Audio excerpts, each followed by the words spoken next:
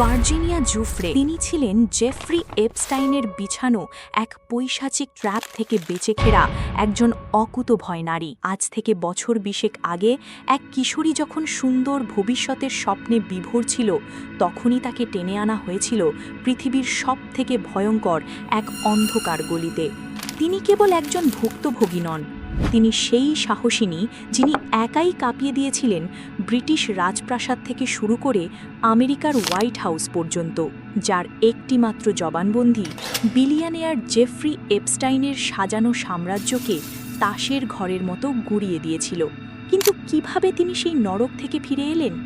আর কি ছিল সেই দ্বীপে যা আজও মানুষকে আতঙ্কে শিউরে তোলে? আজ আমরা পর্দা উন্মোচন করব ভার্জিনিয়া জুফ্রির সেই রুদ্ধশ্বাস লড়াইয়ের। আজ থেকে ঠিক 20 বছর আগের কথা। আমেরিকার ফ্লোরিডার পাম বিচে ডোনাল্ড ট্রাম্পের মার এ লাগো ক্লাবে তিনি তখন লকার রুম অ্যাটেন্ডেন্ট হিসেবে কাজ করতেন। নিজের সাধারণ জীবন নিয়ে ব্যস্ত ছিল এই কিশোরী।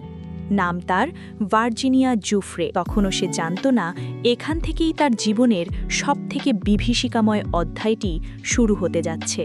17 বছরের এক কিশোরীর জন্য সেই প্রস্তাব ছিল স্বপ্নের মতো। সে জানত না এই প্রস্তাব আসলে তাকে এক অন্ধকার সুড়ঙ্গের দিকে টেনে নিয়ে যাচ্ছে। গিসলেন তাকে নিয়ে গেলেন জেফ্রি এপস্টাইনের সামনে। প্রথম দেখায় তাকে মনে হয়েছিল একজন পরোপকারী ধনী মানুষ, কিন্তু সেই পর্দার আড়ালে যে কি বিভৎস লালসা লুকিয়েছিল তা বুঝতে ভার্জিনিয়ার বেশি সময় লাগেনি। ভার্জিনিয়াকে বলা হলো তাকে বিদেশে যেতে হবে। তাকে তুলে দেওয়া হলো সেই অভিশপ্ত প্রাইভেট জেট লোলিটা এক্সপ্রেসে। বিমানের জানালা দিয়ে যখন ফ্লোরিডার মাটি ছোট হয়ে আসছিল, তখন ভার্জিনিয়া বুঝতে পারেননি তিনি আসলে তার স্বাধীনতা আর শৈশবকে পেছনে ফেলে এক জীবন্ত নরকের দিকে উড়াল দিচ্ছেন। সেই উড়োজাহাজ তাকে নামিয়ে দিল সমুদ্রের মাঝখানে এক রহস্যময় দ্বীপে, লিটল সেন্ট জেমস, যে দ্বীপে পৌঁছনোর পর বাইরের জগতের সাথে তার সব সম্পর্ক ছিন্ন হয়ে গেল। শুরু হলো সেই ভয়াবহ দিনগুলো, যা নিয়ে আজ বিশ্বজুড়ে তোলপাড় চলছে। কিভাবে সেই কিশোরী দিনের পর দিন সেই ক্ষমতাধরদের দাবার ঘুঁটি হয়েছিলেন, চলুন শোনা যাক সেই অকথিত কাহিনী।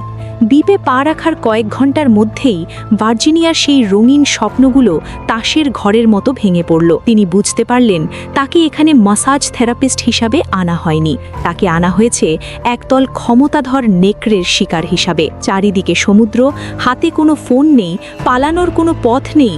সেই মুহূর্তেই তিনি প্রথম উপলব্ধি করলেন তার নেওয়া সেই সিদ্ধান্তটি ছিল জীবনের সবথেকে বড় ভুল। বিমানের চাকা যখন সেই নির্জন দ্বীপের রানওয়ে স্পর্শ করল, ভার্জিনিয়ার মনে হয়েছিল তিনি কোনো রাজপ্রাসাদে এসেছেন। কিন্তু কয়েক ঘন্টার মধ্যেই তার সেই ভুল চুরমার হয়ে যায় যখন তিনি দেখলেন দ্বীপে কোনো পর্যটক নেই, বরং সেখানে কেবল কড়া প্রহরা আর একদল ভীত সন্ত্রস্ত মেয়ে। তিনি বুঝতে পারলেন তিনি কোনো চাকরিতে আসেননি, বরং তিনি এমন এক খাঁচায় ঢুকে পড়েছেন যার চাবিকাঠি এপস্টাইনের পকেটে। আদালতে জমা দেওয়ার নথি অনুযায়ী সেখানে যা ঘটত তা ছিল বর্ণনাতীত। ভার্জিনিয়া তার জবানবন্দিতে জানিয়েছেন তাকে দিনে 3 বার পর্যন্ত বিভিন্ন পুরুষের কাছে পাঠানো হতো। এই তালিকায় শুধু এপস্টাইন একা ছিলেন না, নথিতে উঠে এসেছে ব্রিটিশ রাজপুত্র প্রিন্স অ্যান্ড্রু, বিখ্যাত আইনজীবী অ্যালান ডারশোভিচ এবং প্রভাবশালী ব্যবসায়ী গ্লেন ডাবিনের মতো নাম। যদিও তারা এসব অভিযোগ অস্বীকার করেছেন, কিন্তু ভার্জিনিয়ার দাবি অনুযায়ী তাকে উপহার হিসাবে এই ক্ষমতাধরদের বিছানায় পাঠানো হয়েছিল। কিন্তু ভার্জিনিয়া সেখানে শুধু শরীর বিলিয়ে দেননি, তিনি দেখেছিলেন এপস্টাইনের সেই কুখ্যাত ব্ল্যাকমেল নেটওয়ার্ক। নথিপত্র বলছে দ্বীপের প্রতিটি ঘরে গোপন ক্যামেরা বসানো ছিল।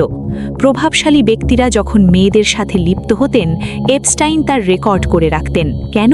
যাতে পরবর্তীতে এই ভিডিও দেখিয়ে তাদের নিয়ন্ত্রণ করা যায়। ভার্জিনিয়া দেখেছিলেন কিভাবে বড় বড় রাষ্ট্রপ্রধান আর কোটিপতিরা এপস্টাইনের হাতের পুতুল হয়ে থাকত। দ্বীপের সবথেকে অভিশপ্ত স্থাপনা ছিল এই জানালাবিহীন অদ্ভুত মন্দিরটি। একে জিম বলা হলেও এর স্থাপত্য ছিল প্রাচীন ব্যাবিলনীয় উপাসনালয়ের মতো। এপস্টাইন এখানে মোলক নামক এক প্রাচীন শয়তানি দেবতার উপাসনা করত, যাকে ইতিহাসে খুশি করতে শিশুদের বলি দেওয়ার প্রথা ছিল। মন্দিরের ছাদের ওপর থাকা প্যাঁচার প্রতিকৃতিটি সেই বোহেমিয়ান গ্রোভ কাল্টের দিকেই ইঙ্গিত করে, যেখানে বিশ্বের সবথেকে ক্ষমতাধর ব্যক্তিরা অন্ধকার আচারে লিপ্ত হয়। নথিপত্র এবং প্রত্যক্ষদর্শীদের মতে এই মন্দিরের নিচে ছিল সাউন্ডপ্রুফ গোপন কক্ষ। সেখানে কেবল শারীরিক শোষণ নয়, বরং শিশুদের ওপর পৈশাচিক অকাল্ট রিচুয়াল বা শয়তানি আচার চালানো হতো। এই রহস্যময় অন্তর্ধানগুলোই কি তবে সেই রক্তক্ষয়ী বলিদানের প্রমাণ? এপস্টাইন কি তবে কোনো গোপন ডেথ কাল্টের মাধ্যমে ক্ষমতাধরদের ব্ল্যাকমেল করার জন্য এই নরক তৈরি করেছিলেন? এই মন্দিরের দেওয়ালগুলো আজও সেই শিশুদের শেষ চিৎকার গিলে বসে আছে, যাদের রক্তে হয়তো লেখা হয়েছিল ক্ষমতাধরদের অমরত্বের গল্প।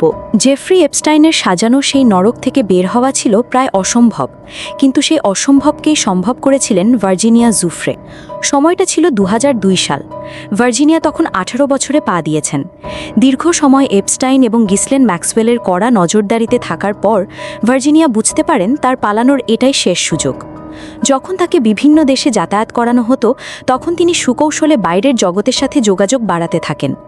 অবশেষে 2002 সালের শেষের দিকে তিনি এপস্টাইনের নজরদারি এড়িয়ে যুক্তরাষ্ট্রে নিজের বাড়ি ছেড়ে সুদূর অস্ট্রেলিয়ায় পাড়ি জমান। সেখানে তার বাবার কাছে আশ্রয় নিয়ে তিনি নিজের নতুন জীবন শুরু করেন, বিয়ে করেন এবং একটি পরিবার গড়ে তোলেন, যা তাকে মানসিকভাবে লড়াই করার শক্তি যোগায়। কিন্তু ভার্জিনিয়া কেবল পালিয়েই শান্ত হননি। 2009 সাল থেকে তিনি আইনি লড়াই শুরু করেন। প্রথমে তিনি এপস্টাইনের সহযোগী গিসলেন ম্যাক্সওয়েলের বিরুদ্ধে মানহানির মামলা করেন। এই মামলার সূত্র ধরেই একে একে বেরিয়ে আসতে থাকে এপস্টাইনের সেই কুখ্যাত ব্ল্যাক বুক এবং রাঘব বোয়ালদের নাম। ভার্জিনিয়ার জবানবন্দিই ছিল সবথেকে শক্তিশালী অস্ত্র, যা আমেরিকার বিচার বিভাগকে বাধ্য করে এপস্টাইনের বিরুদ্ধে পুনরায় তদন্ত শুরু করতে। 2019 সালে ভার্জিনিয়ার সেই অটল জেদই এপস্টাইনকে লোহার শিকের পেছনে পাঠাতে সক্ষম হয়। 10 অগস্ট 2019 নিউ ইয়র্কের সবথেকে সুরক্ষিত জেলখানা মেট্রোপলিটন কারেকশনাল সেন্টারে বন্দী ছিলেন জেফ্রি এপস্টাইন। কিন্তু সেদিন সকালে সারা বিশ্ব চমকে ওঠে একটি খবরে।